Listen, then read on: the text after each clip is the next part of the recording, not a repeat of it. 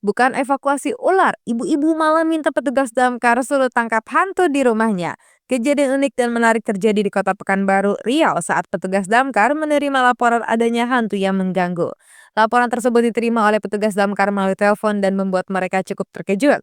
Pasalnya, biasanya mereka hanya menerima laporan dari masyarakat untuk evakuasi ular, kucing yang terjebak, atau sarang lebah yang membahayakan.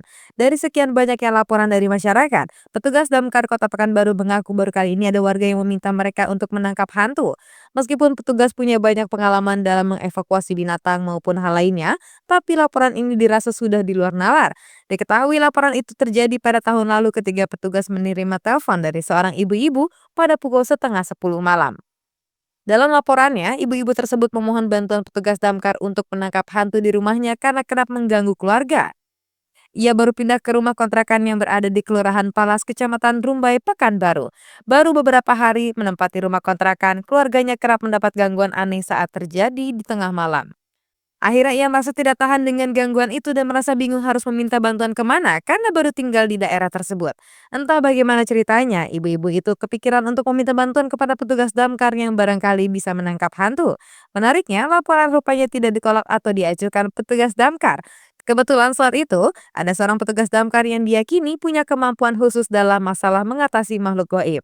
Ia juga dipercaya bisa membantu orang yang kesurupan untuk mengeluarkan hantu dari dalam tubuh seseorang. Setelah itu, tim damkar Kota Pekanbaru langsung meluncur ke lokasi kejadian malam itu juga.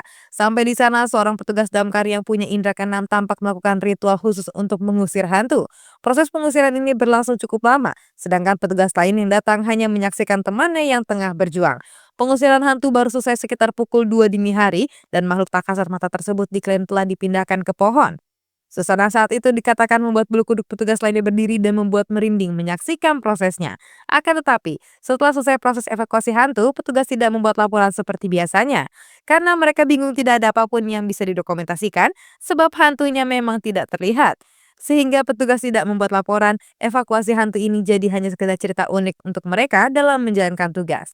Akhir-akhir ini masyarakat merasa sangat terbantu oleh gerak cepat petugas damkar saat menerima laporan. Bahkan ketika nyawa mereka menjadi taruhannya, petugas tetap sigap dalam membantu aduan masyarakat.